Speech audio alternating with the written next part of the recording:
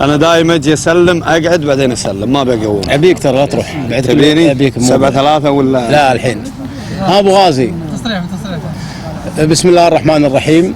انا اشكر الشباب المتواجدين الليله في الساحه او في الحديقه المقابله لساحه العدل، اعتصام هذا الاعتصام المستمر حتى تتوقف السلطه عن التعسف اللي قاعد يصير.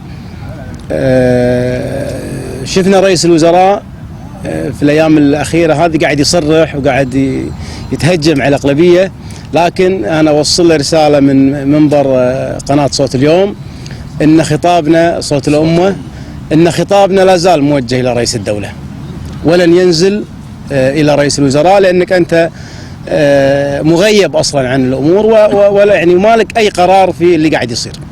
لذلك لا زال خطاب المعارضه موجه الى رئيس الدوله.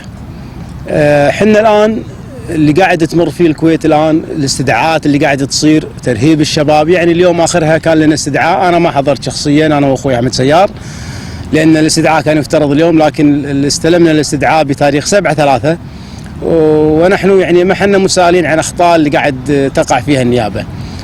كلمني المحامي اليوم انا واحمد سيار وقال تواجدوا اليوم في مطلوبين في النيابه، فقلت له انا في خطا، قال هو يعني صار في خطا بسيط، فقلنا احنا لا نتحمل اخطاء النيابه، خلوا يدزوا لنا استدعاء اخر بالتاريخ المحدد واحنا ما عندنا اي مشكله ان نحضر. في نهايه المطاف اعتقد ان من يراهن على كسر اراده الشعب الكويتي راح يخسر الرهان. احنا اليوم وجهنا رساله للاسره، وجهنا رساله للكل ان شهر 2 المتعود دائما والمتعارف عليه انه هو شهر اعياد ومناسبات وطنيه، لكن حقيقه الامر في 2013 هو شهر الاعتقالات، شهر الاعتصامات، ونحن مستمرين باذن الله حتى تنتصر وسوف تنتصر قريبا الاراده الشعبيه.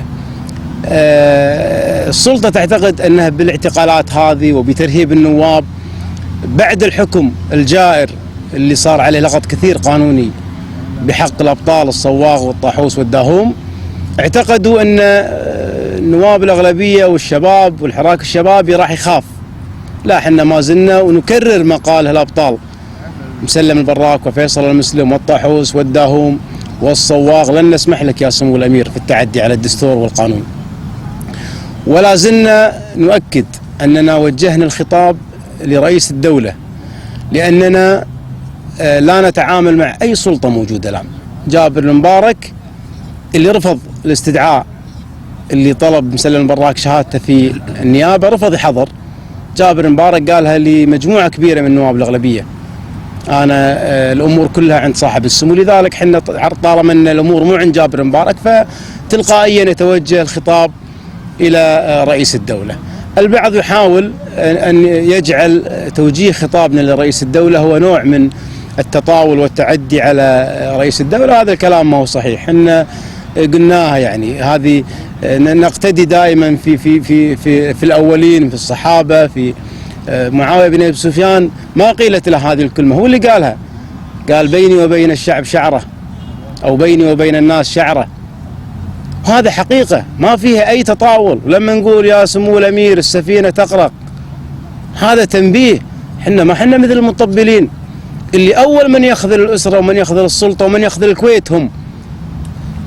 تاكدوا ان كل الاسماء اللي قاعد تطبل حق السلطه في هذه الاجراءات في القريب العاجل سوف تختفي عن المشهد كما اختفى محمد الجويل.